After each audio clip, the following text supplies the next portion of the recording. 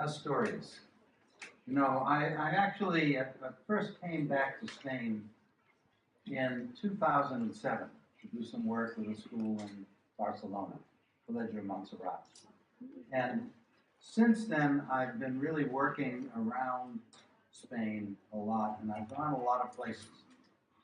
Okay, I've been to Bilbao, to the Basque Country, Santander, okay, and I've been to Galicia. And every time I come back to this part of the country, there's this little place there, and I wonder, what's that? What's up there? Well, I'm actually delighted to find out what's up there, and that is you folks and this wonderful region. Okay?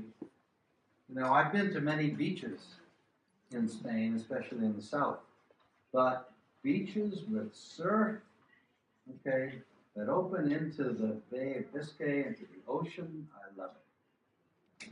So, thank you for inviting me here. But I'm really here to talk to you about, I guess I would call it a project that I've been involved in for many years, since the 1980s.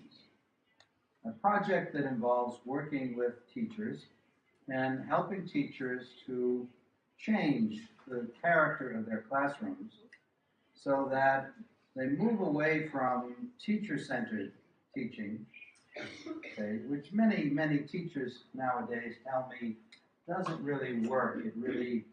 It focuses students too much on remembering things, on rote learning, on thinking about what's going to be on the test, try to pass the test by giving teachers back to what they have said, but that doesn't involve much learning on the part of the students. In fact, we found that many students treat what they're learning in order to pass the test as merely a vehicle for passing the test. Why are we learning this? Well, to pass the test.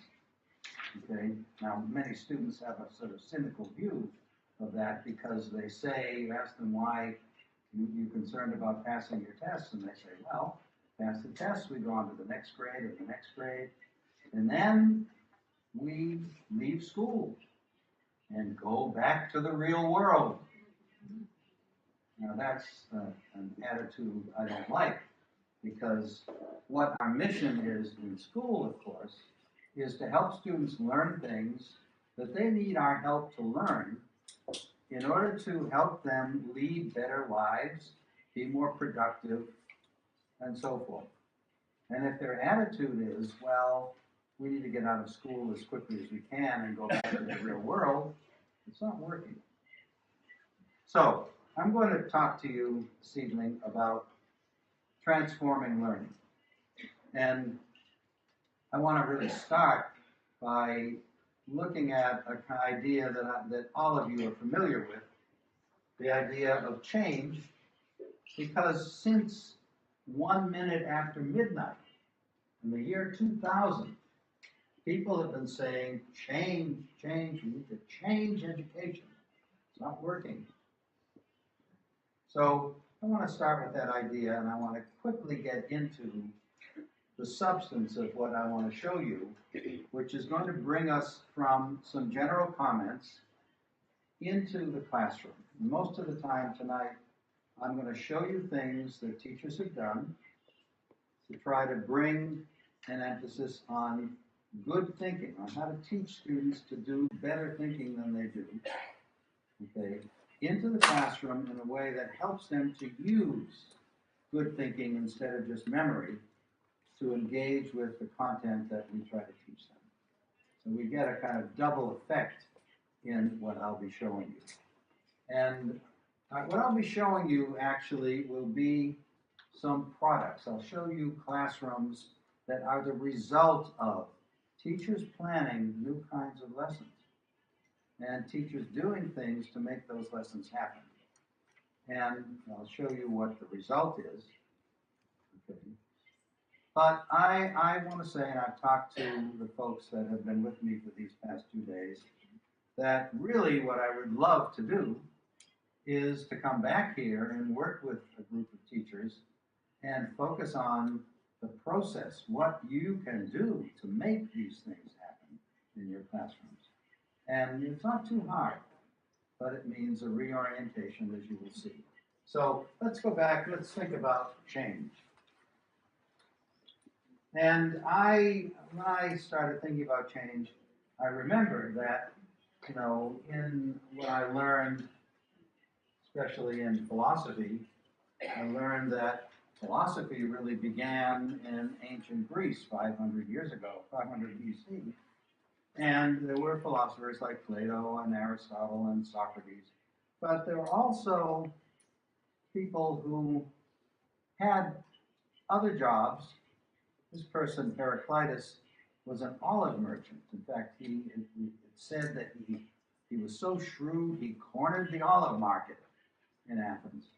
But like a lot of people in ancient Athens, okay, there was a kind of spirit of thinking that was going on. And Heraclitus started thinking about the world as he perceives it.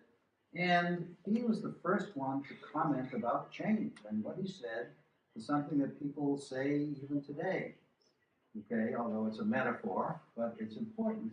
And he said you can never step in the same river twice. Why? Because new waters are ever flowing in around you. Things are changing. That river isn't the same as it was a minute ago. Okay?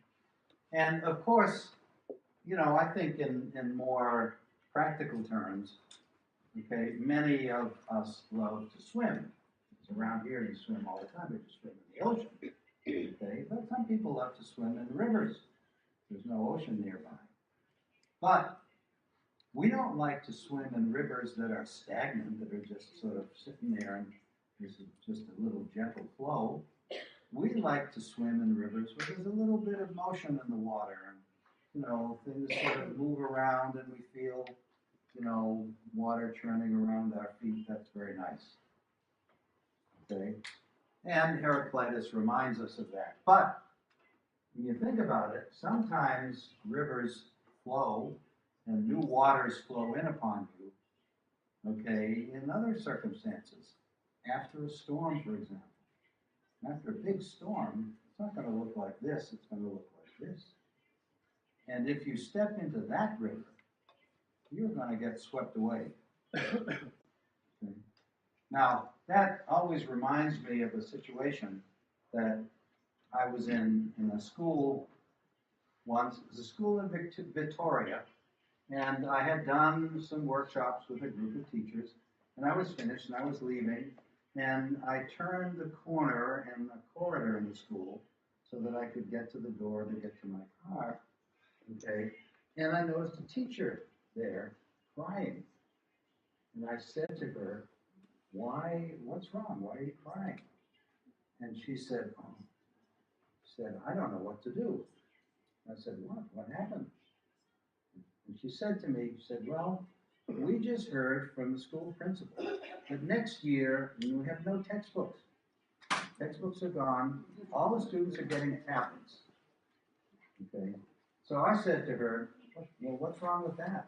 That's nice because it gives students access to a tremendous amount of information that it would take them weeks to get it. They have to go to libraries and what have you. Okay. And so that it's really going to help you in your instruction.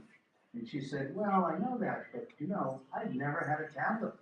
I don't know what to do with a tablet, let alone what I can do with students who have tablets. Okay, and many of them know how to use tablets better than I do. It's going to be embarrassing. And I thought to myself, this teacher is going to get swept away. There's a change being imposed on the teaching staff of this school, okay, by an administrator. And probably there was discussions at the administrative level, but it's a change from without, and it happens in organizations a lot. And if you can't cope with it, you're out. You lose. Somebody else will come in and do the job. Well, we're going to be spending the rest of the time this evening on change. I'm going to show you changes after changes. But they're not changes from without. And I just want to make that clear. These are all changes from within. And that kind of change is tremendously important, especially if there's communication between the people who are making those changes, as there is between the teachers who are changing their classrooms, try to make their classrooms into classrooms that foster better learning than they've ever been able to accomplish just focusing on memory and lecturing. Okay. And now there's an offshoot of that I just want to tell you at the beginning, and that is that what I'm going to be showing you in the next couple of hours, okay, is model examples, expert teaching. And the experts that I'm going to be talking about, the experts in this movement to change teaching by focusing on thinking, they're not people like me. They're the teachers that have made these changes in their classrooms that have been effective, that have worked, that have helped students to develop better thinking, learn how to think better than they do ordinarily. And that involves not just critical thinking, but creative thinking, okay, analyzing things to try to figure out how they work and understand them. Okay, it involves a lot of different facets, but it comes from the teachers. Okay, so let's make that clear. I'm just a messenger. Okay. Well, I mean, I know a lot about this stuff. I know why it works. Okay, I know the research, and I'll be putting some of that into this presentation so you can get a kind of better sense of what's happening here. But the examples are teacher examples. So let's take a look at this. Let's start here, because this is something we've been hearing now for, many years in this century. And that is that we need to, in order to really make education more effective, we need to elevate these three domains, they're domains of skills, to the top of our curriculum, highest priority. Not to replace the content, but to be learned along with the content and used in connection with content that students are learning. Okay, now many people say, well, the curriculum is filled already. Does that mean we have to extend the school year into July and August in order to do this stuff? Well, the answer is no. Okay, you have to learn how to integrate it so that the whole is richer than the sum of its parts and doesn't take the amount of time it would take to do these things one by one. But you'll see that in the examples I show you. Now, a lot of people have talked about how to foster better collaboration and better communication, okay, in the classroom amongst students and between students and adults.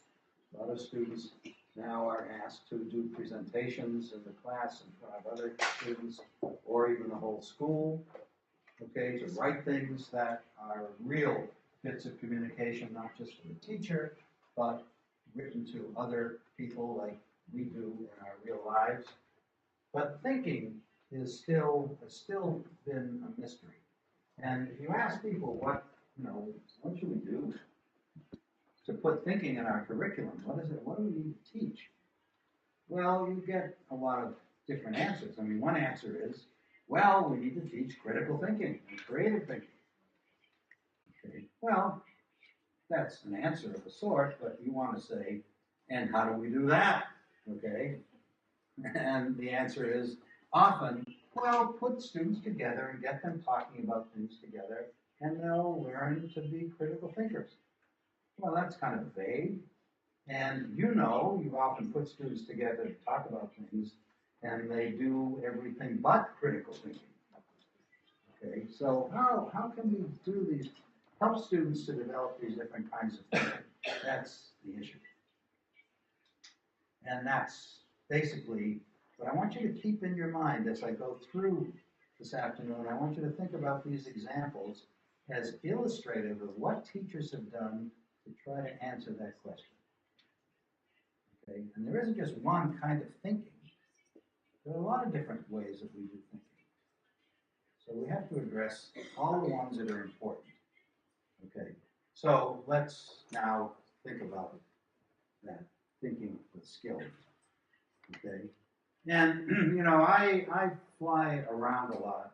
I'm in airplanes a lot, and airplanes nowadays tend to get filled because the airplane companies have cut back the number of flights so that people have to take fewer flights and they have more people on the planes and they make more money and blah, blah, blah. Okay, but the point is that whenever I fly, there's always somebody sitting next to me. And I like to talk to people on airplanes, so we always strike up a conversation.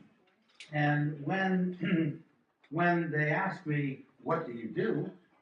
Okay, well, it's a little trick. Even when I taught at the university, I retired in 2002, I never used to say I'm a university faculty member. Okay, I used to say, well, I'm the director of the Center for Teaching Thinking.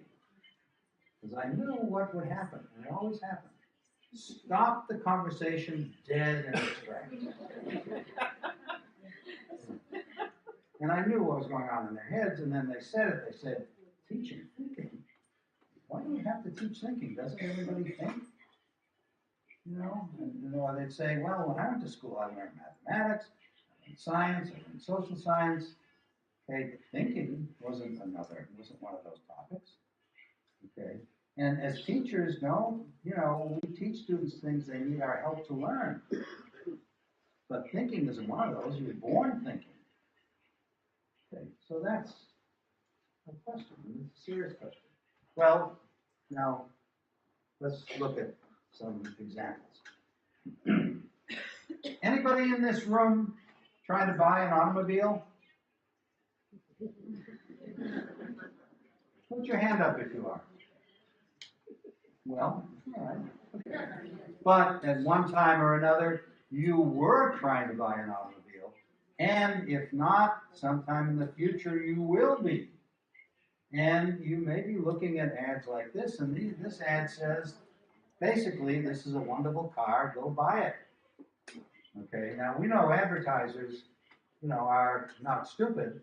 They spend lots of money, like 10,000 euros, running this ad, and they know that in the end, it's going to bring back a profit because more people are going to go and buy this car because of the ad than if they didn't run the ad. Okay. Now, that's too bad in a way because that means more and more ads. Here's another one. Okay, it's a little more everyday breakfast cereal. Now, maybe you're not shopping for breakfast cereal, but I'm going to ask that question again, and I expect most people are going to raise their hands, I hope. How many of you have shopped for and purchased breakfast cereal sometime or other over the last year? Okay. Okay. Now, we know from all the research that's been done what happens with ads like this. Because right now, you're not going to get up and go and buy breakfast cereal. You read this ad, and it looks pretty good, actually. Vitamins, your child is going to be excited. There's a little prize in there. Okay, going to be very healthy for you, etc. Okay. Now, what happens is you sort of file that away in your head, and then the next time you go shopping and breakfast cereal is on your list, and you sort of, you look around and you see all those breakfast cereals and you've never seen them before, you don't know what they're like, and then you see Honey Smacks. People usually then say, there's Honey Smacks. They take it, they buy it, no thinking. Okay. Now, we're going to do something different. I'm going to ask you to do a little activity here. I know there are lots of people in this room, but I want you to talk to your partner. So I want you to talk in pairs, and we're just going to take 1 minute. And I want you to talk about if you were shopping and you were trying to get a good breakfast cereal, and you came across this one, and you remembered you saw this ad this morning on TV or wherever, okay, what would you stop and think about that you would want to find out about this breakfast cereal before you bought it that they don't tell you here? What would you want to find out about it before you bought it? Okay? All right, go, do it.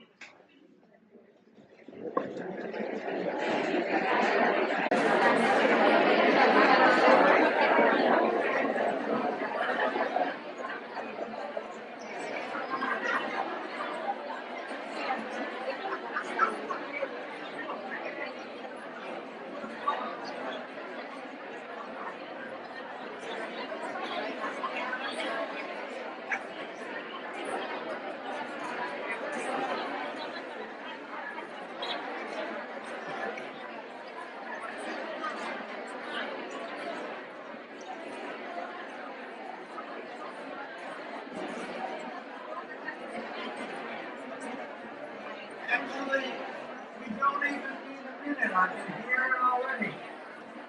So let's come back together. Because I can hear things that you're saying. So tell me, what's one thing that you want to find out? One question you want to get an answer to before you purchase this breakfast cereal? Anybody, tell me. Just put your hand up and say it. Okay? All right. What would you want to find out? Yes? You. Yeah. If they are healthy. And what healthy? If the breakfast cereal is healthy. And what does that mean? Healthy? Sugar. Okay, so is there sugar in it and how much? Right? Okay, natural question. Now, why would you want to find out about sugar? You're not a scientist who's doing research on sugar, okay, or an economist who wants to find out how much sugar people put in things in a year. Okay, this is a practical concern. Why would you be concerned about sugar? You're thinking that if you ate this cereal and there was a lot of sugar in it, what? What would happen? It maybe it tastes good, but what? Tell me. What happened to you? You get a little bigger or bigger perhaps. Okay. Or maybe somebody in your family has diabetes. Then you have to be concerned about it. So the idea is that you're thinking about not, details about the sugar, but what would happen if you bought the cereal and ate it, and there was a lot of sugar in it, and you better find that out. It's an important question. They don't tell you here. Now, maybe you can pick up the box and it'll tell you. We hope. And we hope they're honest. What's something else you'd want to find out? Okay. Something else. Somebody on this side. Okay, yes. If it is gluten-free or not? Okay, same idea. Gluten-free, because maybe, if you're allergic to gluten and you ate it, you'd have some bad reaction. Good.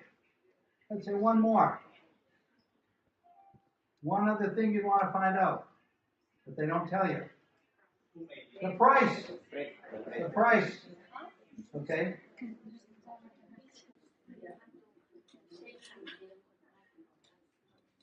Okay. Now, wait, can you wait just a moment? Okay. All right, price. Let me just finish that and then you can say something. Okay, now why are we worried about price? It's not going to cost as much as the automobile, right? But it may be the most expensive breakfast cereal, and maybe when you pick up the box and shake it, you realize there's only, 1/4, 25% of the box has cereal, the rest is air. And maybe the other ones that seem to be as good as this one, maybe there's more cereal, you get a better value. So maybe you want to compare it to others. Okay, good, good.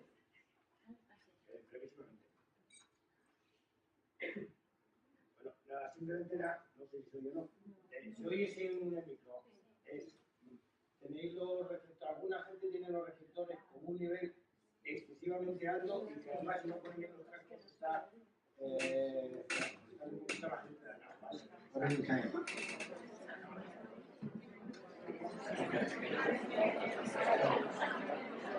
So we're going to take a little break now and continue.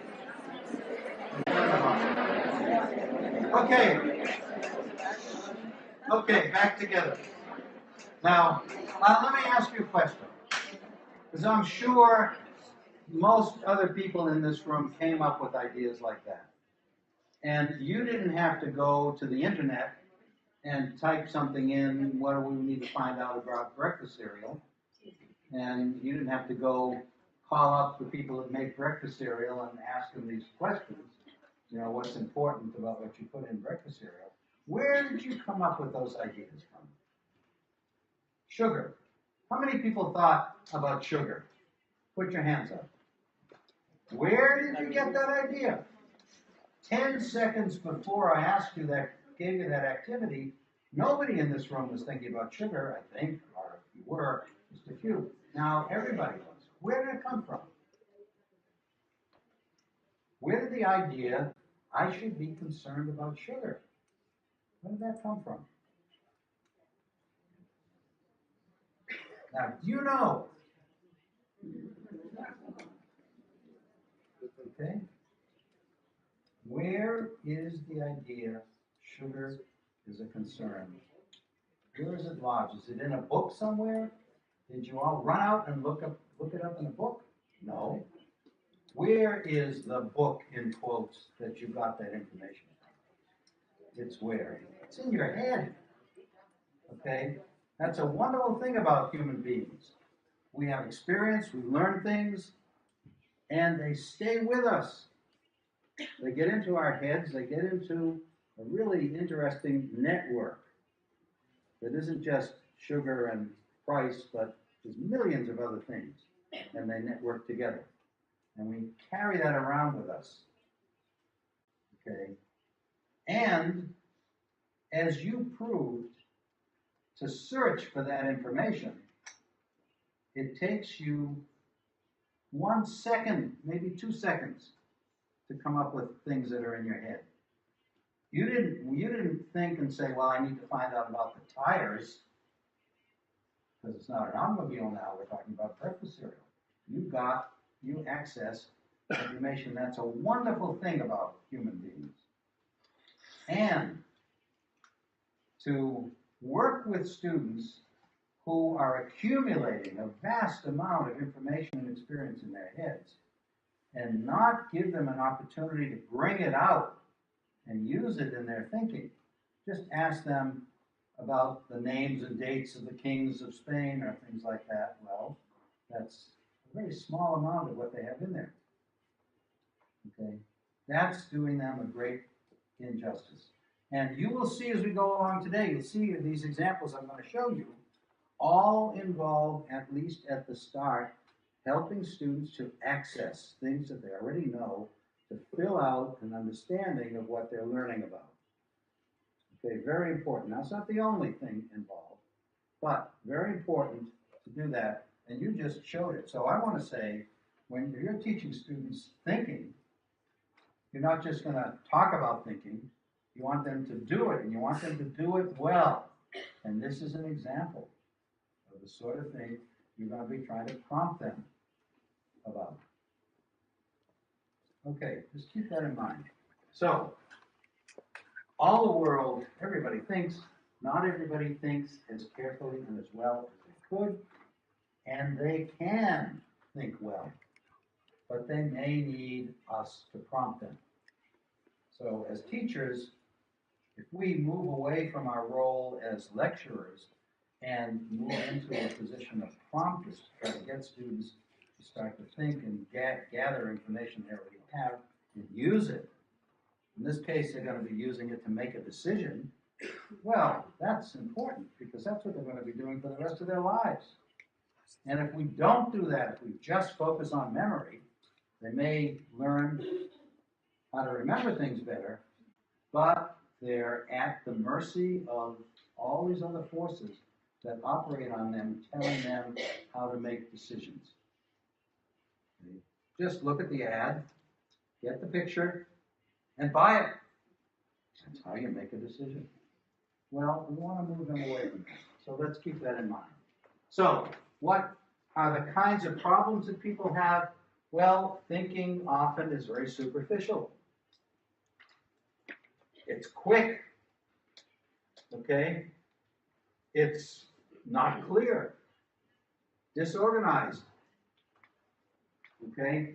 Now, I remember the time, another example from my past, was I had done a workshop in another school, and I was leaving the school, and I left through the front door, and outside the front door was a bench.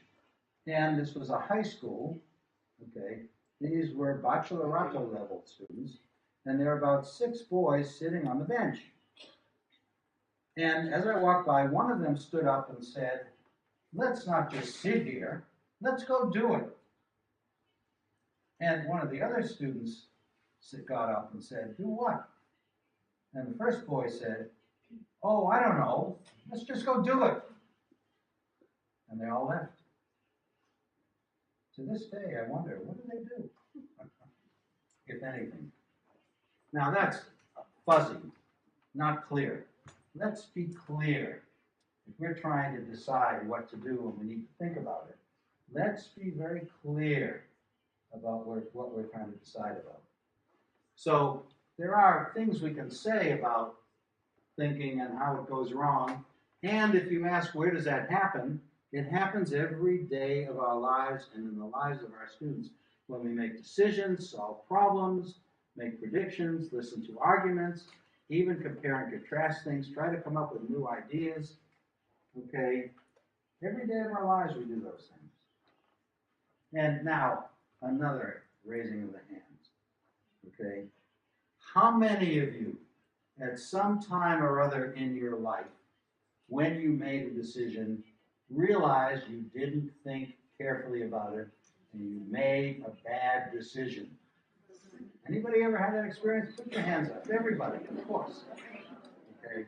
Now, our mission needs to be to help students avoid that as much as possible. Sometimes you can't. Sometimes things happen that you don't know anything about.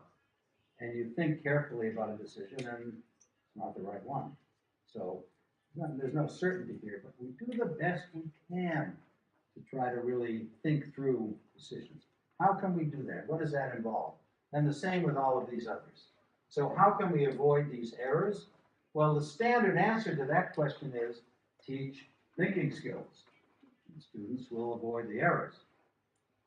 What's a thinking skill? Any examples? Anybody know? Well, often people say, well, decision making, predicting, comparing and contrasting, but they're not thinking skills. Because you can do those things in stupid ways and not very skillfully. Okay? So I use a different model for what a thinking skill is. Okay? And it's a model that applies to these things and that gets rid of this. And it's simple, in fact, maybe too simple at this point, but we'll see how it works. And that is, a thinking skill isn't something, it's doing something in a certain way. Doing something that counts as doing it skillfully. How many of you swim? Everybody. We all swim, right? Anybody not ever swim? Okay. How many of you are Olympic athletes, Olympic swimmers? Put your hands up. Now there's a big difference, of course. Right? I remember when I was a kid, when I was younger, I went from primary school to middle school in the U.S. to ESSA level. Okay, there was a new requirement, a physical education requirement, and we had to choose what physical education activity we wanted to spend a year learning how to do. And I chose swimming because I saw videos of all those people, the Olympic athletes, going across the swimming pool and back, and I thought, whoa, this must be wonderful. So the first day I went to the swimming pool, okay, I was all excited. And I had my swimming trunks on, and I jumped in, and I started going. Within 1 minute, I stopped, and I had to put my head up and go, and I thought, well, wait a minute. So this is a little harder than I thought. Okay. Well, the swimming instructor saw me, and he came over and he said, "You're a new boy here." I said, "Yes." And he said, "Well, I noticed you were trying to swim across the pool." I said, "Yes, something went wrong." And he said, "Well, let me show you how to do it." And he showed me how to synchronize my strokes with my breathing so that I could get across. And I did. Couldn't get back because I was too exhausted, but nonetheless, I made it across. And what do I want to say? I want to say, well, I learned how to swim a little more skillfully, a little better than I had before. That's what we're going to be doing about thinking. We want to help students learn how to do all these things, make decisions, solve problems with skill, carefully, so that they don't let things go by that they need to take account of. Okay? And that's what I mean here. And we're going to take a look at how to do that, how all teachers can do that, by putting it into your content instruction. Because what we know now from a lot of research is that if you try to do it in a separate course, where you teach thinking from 9 to 9:50 on Friday morning, the rest of the time you teach all those other things, okay, it actually doesn't work. Even students who do well in those courses, they rarely use what they learn in those courses in their other schoolwork, when they're learning science and math, and in their lives. And that's what we want to happen. So let's put it directly into all of our teaching. All right, so we're going to take a look at what that means. And now we're going to come down to the classroom and look at what happens in thinking-based learning classrooms, okay, with a good magnifying glass with care, and see what they look like. So the kind of change we're going to see is what I mentioned before. Change from teacher-centered classrooms, like this one. How many of you went to school in a classroom like this? Just 2 or 3? No, most of us. I did. When I did, I wasn't allowed to talk to any other students. Okay? And if I did, I was punished. Only the teacher, when the teacher asked you. So let's change things to student-centered classrooms. Okay, like this, where students are working together. Okay, but now wait a minute, there's no teacher here, it's just the students. Maybe we don't need teachers in classrooms. We can just get the students to work together. Okay, not quite. But maybe this actually isn't a good example. This is a better one. This is from a classroom in Lope de Vega School in Benidorm. And it's a classroom in which the students are all working on, this is a picture of a forest ecosystem. And these students are really trying to figure out how this thing works. How can a forest ecosystem sustain itself? How can all these things stay alive? Okay, they really interact with each other, but they're trying to understand that. And they're using a kind of thinking that I'll talk about in a little while. And they're thinking about parts of a whole. What are the parts? But not just what are the parts, but how do these parts work? What's their function? What do they do in this ecosystem? And based on that, can you really describe the interaction between them? Okay, so that we can understand how this system can sustain itself. And if something is going wrong, how can we fix it? Okay, we don't want this to fall apart. Good question, and it requires some good, careful thinking.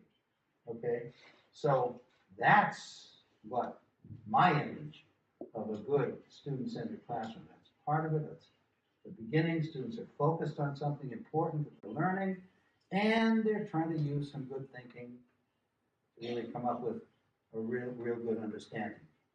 Okay, now where do we start from? Well, of course, good thinking. I mean, you can't say to students, do some good thinking about this, because what's that and how do we do it? So as a teacher, you have to help students learn how to do more skillful thinking than they ordinarily do. So how do you do that? Well, this says co-construct a strategy with the students. Let's see what that involves. Now, you could be like that swimming instructor. You could say, well, this is a way to do it. Okay, you move your arms, well, not move your arms, but think about this, and answer these questions, and make notes, and then you get to, your conclusion.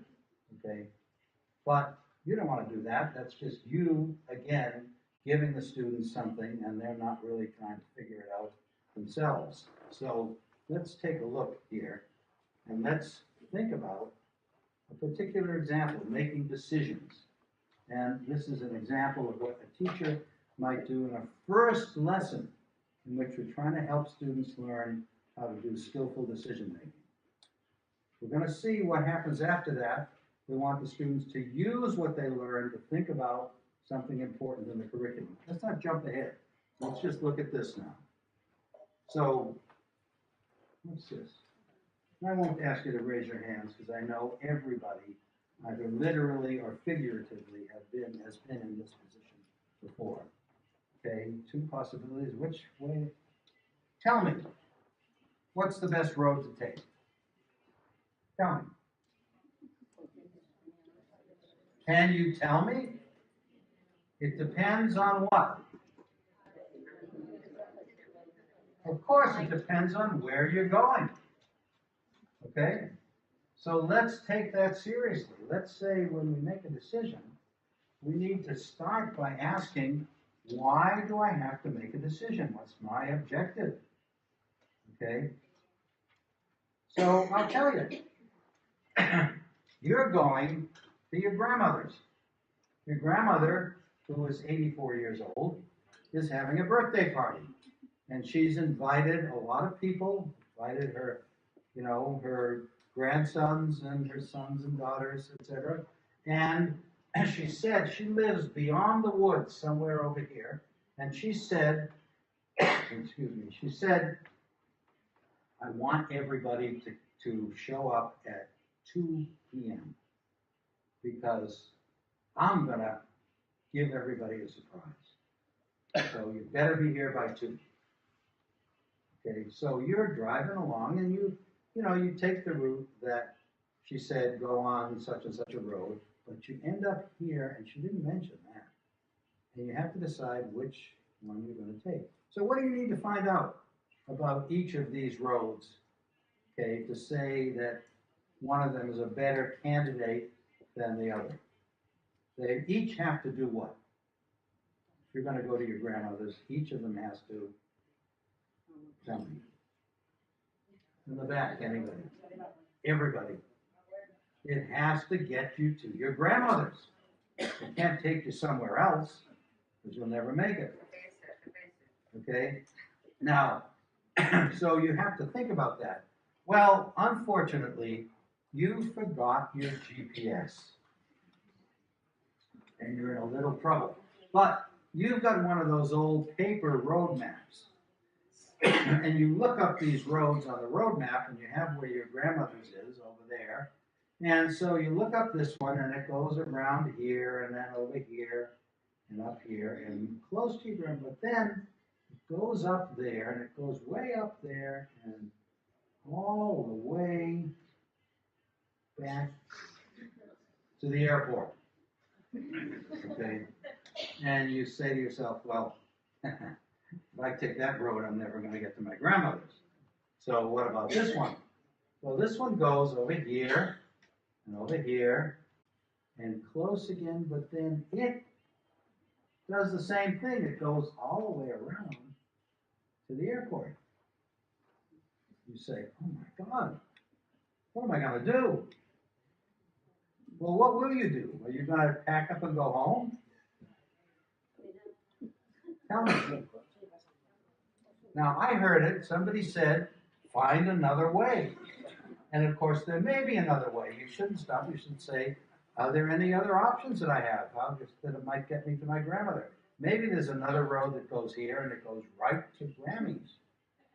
Or maybe I can leave my car and walk right through the woods. So let me think about those. Okay? Well, and as I do that, of course, even if these both lead to my grandmother's, one of them might be what? longer than the others. And maybe, sure, it goes to my grandmother's, but I won't get there till 4 o'clock if I go on that road. This one goes right there. Well, let's find that out. So there's information we need to get about the roads, right? And we need to ask the question, if I take this road, what's going to happen? And answer that. What's that called when we think about, we're making a decision and we ask the question, if I do this, what's going to happen? There's a word that we use all the time, beginning with a C. Okay. No, that's beginning with an H. Beginning with a C, consequences, consequencias. Is that right? Okay. So we want to ask, what would be the consequences if I took this road? Will I get there? Does it lead to my grandmother's? What's the road like? Now, be careful because, see that little clearing there? Well, you might think, well, that's nice. I only have to go through the woods a little ways. Okay? But be careful because find out what's in the clearing. Maybe when you get to the clearing, you'll find that there is a pack of man-eating tigers there. You're going to say, well, wait a minute, I'm not going to go there. Okay. Or maybe there's a bridge that goes over a river and the bridge is down. So there are lots of things we need to find out about the consequences of going one way. And not just good things like we do when we buy breakfast cereal. Okay. We think about the disadvantages as well as the advantages, the pros and cons. And when we do that, then let's compare the different possibilities and sort out which one is the best one, has the least risk, okay, and is more likely to get us there in time. That's good thinking. Okay. Well, let's translate that into a list of questions. And we get these questions. Now, the way I just did it, the way I've seen it in class, this question came from the students. It came from you. Okay, you say it depends on where you want to go. Okay, and, well, maybe there are other options. Let's think about what our options are. And we'll think about the consequences, the likely consequences. Maybe we should add pro and con. Okay, good plan. And as a teacher, I might want to add this, because maybe there are both good and bad consequences. And maybe the bad consequences, there aren't many, but maybe they're so important that they outweigh the good ones. And we should think about that. And then, what's the best option? Now, what are we going to do with this? Well, the idea is, of course, in the class that you're thinking, if when you make a decision, you ask and answer these questions carefully, you've thought that decision through with some skill. You haven't just looked at the options and said, I'm going to do that because it looks good. Okay? But careful, because you're not going to give the students a test next week and say, what are the 5 questions you need to ask and answer to be a skillful decision maker? That's not what you want. For your students to become skillful, good decision makers using this, what do they have to do? What do you have to prompt them to do? Memorize the questions? What?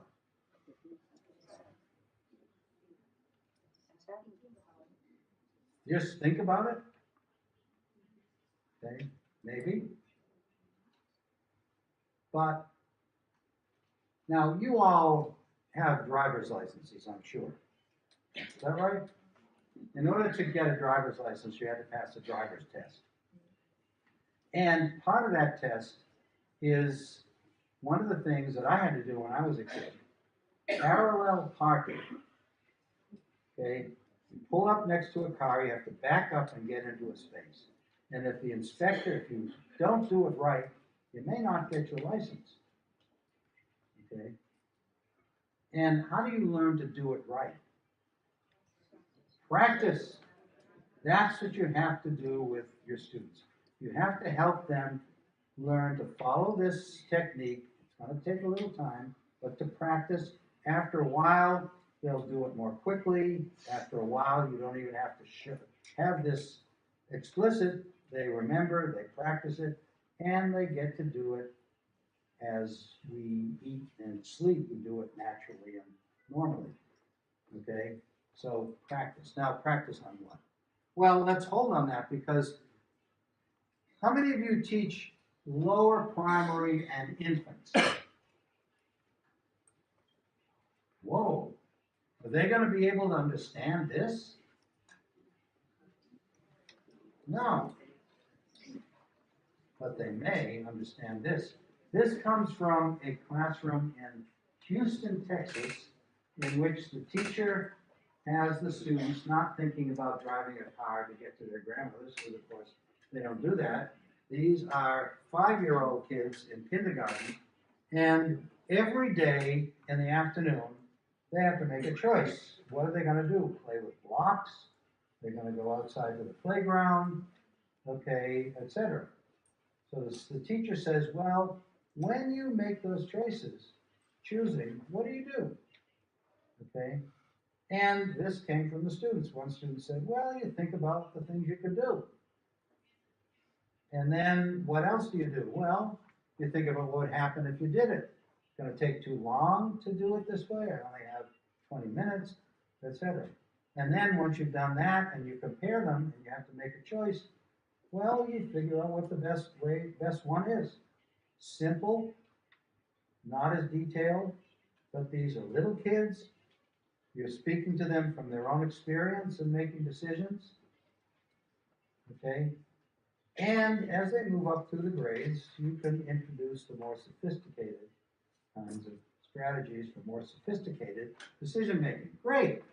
Okay, that's a system. That means you're not alone. Your kids are going to go into the next grade, and the next teacher is going to know you worked with them on this, but that teacher may want to add something a little more sophisticated, because these students are getting more experience, are learning more, they can expand their decision making. Okay, think about that, because at a certain point, they're not even going to need these lists to guide them. They'll just do it, because they've internalized it. Just like what we do when we teach a language. Same thing. You're teaching Spanish to kids, and they're confused about the past tense. And there are different past tenses, past perfect, etc. Okay, simple past tense. And so you learn a little grammar and they practice it in sentences. But after a while, they pick it up, and they don't need to think, which tense is it, how do I say it?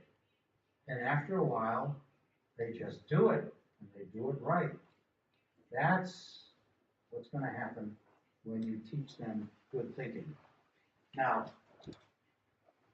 let's look at another one. Comparing and contrasting. How many of you have asked your students at some time or other to compare and contrast things? Put your hands up. I think everybody in this room must have done that. Okay. Well, not everybody, but most people. And what do? What do you ask them to do to compare and contrast? To think about the what? What's the word? The similarities. And what else? The differences. And what do you want them to do? Just think about it, or do something with the similarities and differences? You want them to say, I thought about similarities and differences, period. No. You want them to tell you what the similarities and differences are that they come up with. Maybe write them down, okay? Because it's easy to lose them if you just say them. And maybe there's a vehicle for helping your kids to write these things down, okay? Like that. They put the similarities on the outside, the differences in the middle. Maybe you have to make the middle one a little bigger, but that's clear. It's clear what that involves. And that's about it, right? We ask students to make a good, solid list of similarities and differences. Anything else? Well, how many of you in your lives have ever compared and contrasted two things? Let's get those hands up again. Everybody. You know, you're in a restaurant, you look at the menu, it's fish or meat, and you start to compare and contrast, and you say, well, you know, I have a cholesterol problem, and I just had some meat last week, so maybe, you know, blah, blah, blah, blah, blah, blah, blah. Okay. But I want to say to you that when you compare and contrast, you never, ever, ever, ever, ever, ever, ever, ever just list some similarities and differences. You never do that. What happens in the restaurant? You compare and contrast these two items on the menu, and then what? You choose one. So you think about the similarities and differences, and you come to a conclusion. Now, often when we compare and contrast, we're not making a decision. Okay, maybe you're comparing and contrasting two different books about something. Okay, and one has a lot of poetry in it and what have you, and you know, and it grabs your attention more. Well, those are things that you want to come out as well. You want to say, well, this second book is richer, okay, in language than the others, and really gets the attention of people more, okay, and maybe that's why it's a bestseller, and the other one, okay, they had to take it off the market because it only sold 10 copies, okay. Well, all right, but we always have some purpose, and we want to reach a conclusion. So at least we want to say, what are the similarities and differences, and what conclusion can you come to based on the similarities and differences? But how do you get to the conclusion? Well, let me show you what teachers and students have done, and then I'll show you some examples. So a Venn diagram alone doesn't give us what we want, okay? Because we want to get to a conclusion, but on the way there, we're saying, well, we've got all these similarities and differences. It's all very confusing. Maybe I'll narrow them down and just circle the ones that I think are really important. So I make a shorter list. And then maybe I'll think about the important ones, and I'll think about what are my priorities here? Okay. What of the things I'm comparing and contrasting do I really want to latch onto? Okay. And now students, many students, they don't use priorities. They talk about big ideas. What's big ideas? Like health, safety, okay? Do these similarities and differences suggest, and based on that, what conclusion am I going to come to? And that's a little more, not as intuitive as the decision-making one, but let me show you how that works. We'll go along, okay? Because now the students are learning, okay, and they're developing some strategies for skillful thinking. You only have to do that once. The first lesson that you teach on a new type of thinking, you do that. Once you've done it, next time on decision making, well, you've got the list of questions up on the wall, and students just look at it and they guide themselves, etc. So, but that isn't all they do. What do they think about? What do you want them to apply these two strategies to? Let's take skillful decision making. Where, how, and where in the regular curriculum can you help students use skillful decision making to think about something important that they're learning? Where? Give me some examples.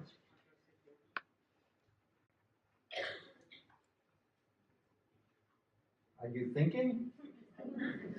Good. Well, ask, where do your students have to make decisions in what you're teaching them? And I'll give you one example. Suppose you're teaching, science. You're teaching science, baccalaureate level science, and you're teaching chemistry, and they have to go into the laboratory. And you say to them, I want you to think about and figure out what you need to do to be safe in the laboratory. Do you need to put a mask on, wear gloves, or is it something benign? Okay, well, think about that. Well, we want our students to learn to make decisions like that and to think them through, Okay, you want to avoid those laboratory manuals that say this is what you have to do, blah, blah, blah, blah, blah. And the students just do it without thinking about it. Let's get them thinking about it. Or you're teaching a language and, you know, you have them write something and you want them to choose a topic to write on. Well, you don't want them to just close their eyes and say, I'll write on global warming. Okay, well, maybe that's much too complicated. You want them to think it through. What do you want to write on that you can handle, that you know something about? Okay, so sure, there are lots of examples like that. But let's shift to the curriculum itself.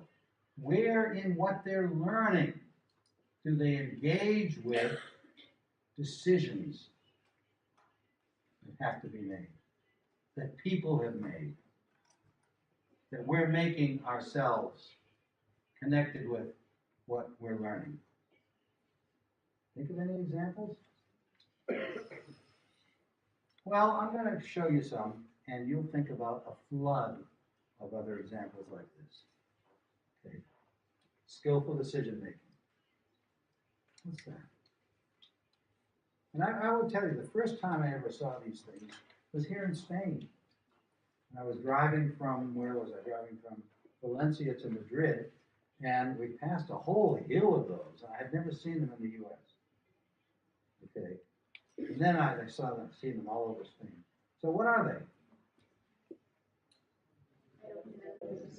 They're windmills, of course. Okay. And why are they there? For fun? They look nice? No, to do what? To produce what? Electricity. Okay. Now, there are lots of them. Is it worth it? So we spend a lot of money on these things. Okay, why are we doing that? We're trying to find out what? What's the best what?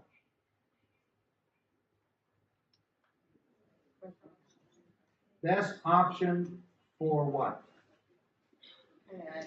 For a source of energy for our, now maybe there isn't one for the whole country, but for our area, our region, or our city, what's the best energy source we can use? Now, why are we thinking about that? I mean, why are we concerned about it? We're trying to make a decision in order to, what? Avoid what? What happens now? Pollution. What we're concerned about, we use what do we use for energy? We use petroleum, we use coal, and that causes atmospheric pollution. We're worried maybe tomorrow there won't be any more of it. Okay, so we want to make a decision about the best sustainable energy source for our city to use. And it may not be petroleum and coal. So maybe it's this. So that's clear. I mean, decision has to be made. Now that's not usually in the curriculum, but in the curriculum, okay, from about 4th grade, okay, and I'm not sure about this country, but in the US, they start learning about energy sources, and they're aware that people are, you know, arguing about it. Solar, wind, okay, and they start to think about that. Well, help them. Help them use some skillful decision making based on what they're learning. Now, maybe they're not learning a lot in the 4th grade. Maybe it's going to get richer when they get to ESO or basado. Okay, but this is a world problem, and let's get the students involved. Okay, and let's think about what they're going to learn by doing that. Well, okay, there are other problems too. Pollution, okay, deforestation, food supply. Well, I don't want to be a pessimist, okay, but we live in a world in which there are a lot of problems that we need to solve, and when we look ahead to some futures, we're in trouble. So let's think about that now. Let's get the students thinking about it in connection with what they're learning in the curriculum, because they're learning about different energy sources, how they work, etc. So that's one source in your curriculum for a rich and interesting kind of activity using skillful decision making. What else? Where else do the students encounter decisions?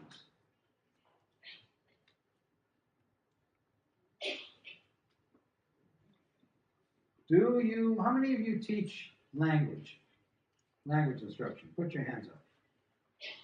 And when you teach language, how many of you include literature? Students reading stories and novels. Put your hands up. Okay. 3 people in this room teach literature. Come on, put your hands up. Is either in Spanish, in whatever the language is, in teaching English, you have them read stories or you read stories. And come on, put your hands up. Okay. Now, what are these stories like? What's in a story? What are some of the ingredients? Stories always have, or usually have, a plot of some sort. Something happens. Okay. And how does the plot get played out? There are what? There are characters. And do the characters just sort of drift along? No. The characters make decisions. And the decisions shape the outcome of the stories and the novels they're reading. Are they always good decisions? No. Sometimes they're terrible decisions. And this is a tragedy. Think of Madame Bovary. You teach French. Anna Karenina. Those characters have made devastating decisions that have led to death. Was that the best thing they could have done? Well, that's what you want to do with your students. You want to help them to become a character in this story and novel and think through what you think the best thing to do is. So we'll read up to a certain point, stop, okay, you become Anna Karenina. What would you do? In order to decide that, of course, you have to go back into the story and read much more deeply. You have to find out what the circumstances are, what would happen if she did this or that. Wonderful. Enhances your reading skills. Okay?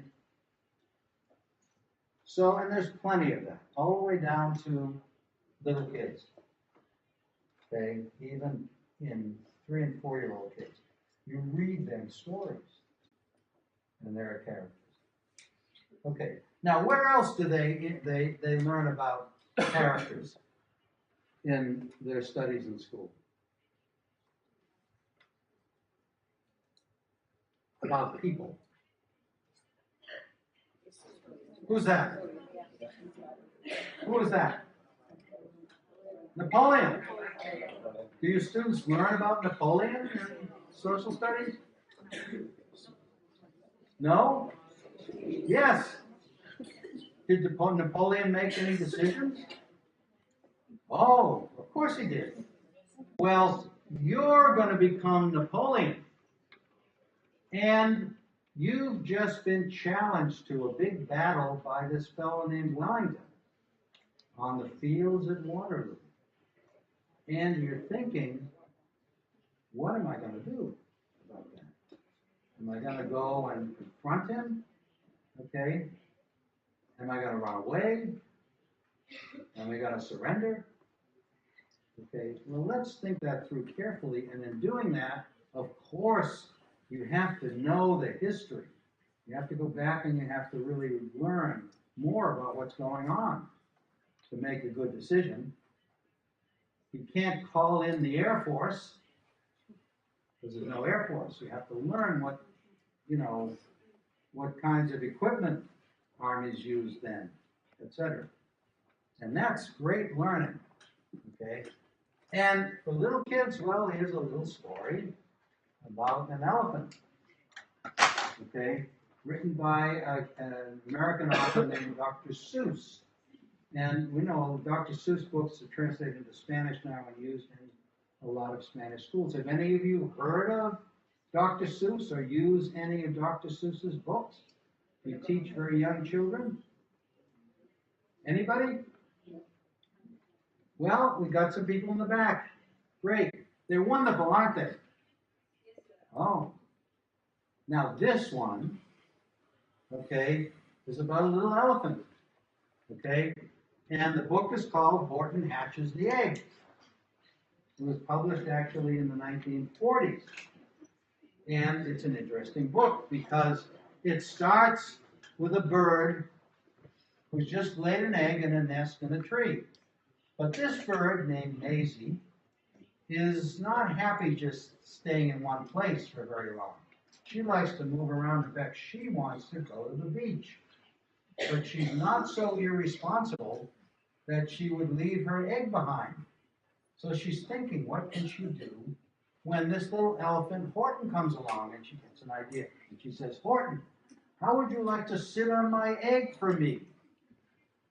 Okay, and Horton is a nice elephant. He says, of course I'll do that. And Maisie says, and stay on it till it hatches. Yes, right. Okay, and Maisie's pretty happy now, and she flies off to the beach and leaves the egg in the nest in the tree for Horton. Now, Horton isn't that stupid, though, because he realizes if he climbs up on that tree, what's going to happen to the tree? It's going to crack. So he props it up. And he tries, gets up carefully, and wow, it holds him, and he's one proud little elephant. Okay? Well, that lasts a little while, but pretty soon something happens that he hasn't anticipated. He hasn't thought about. Thunder, lightning, rain. He's getting soaked. He's worried he's going to get struck by lightning. He wants to run away, but he says, I promised Maisie I was going to stay on her egg, and I can't leave it. So he stays there. He says, I meant what I said what I meant. An elephant's faithful 100%. He stays on the egg. Okay. Well, Maisie is having a great time at the beach. Okay. Now, I'll tell you, these kids love this book. It's great. And it's easy to do the activity with them. Okay. It then, all of a sudden, it gets worse for Horton. The temperature falls and it freezes.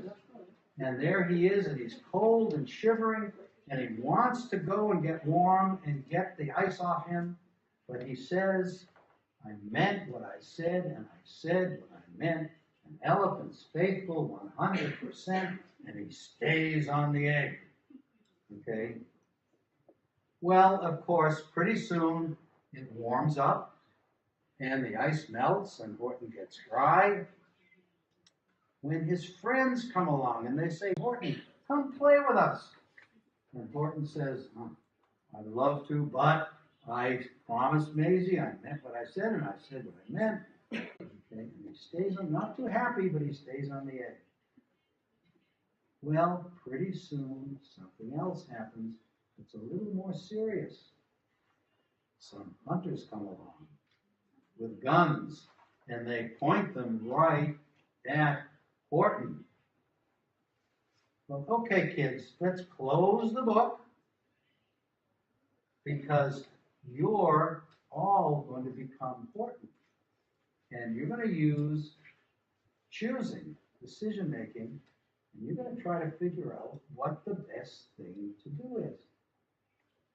Okay? Well, it's great. This gives students an opportunity, they love it, to really get into things that they're engaged with. Of course, they're not reading, the teacher is reading them the book, so they have to go back and remember what the teacher said. If these are listening skills that they're focusing on, they talk together and try to figure it out. Got it? Comparing and contrasting. Okay, what are some contexts in the curriculum? Well, you know, you've done this a million times with your students. Okay, this is Mediterranean diet versus fast foods, hot dogs, hamburgers, donuts.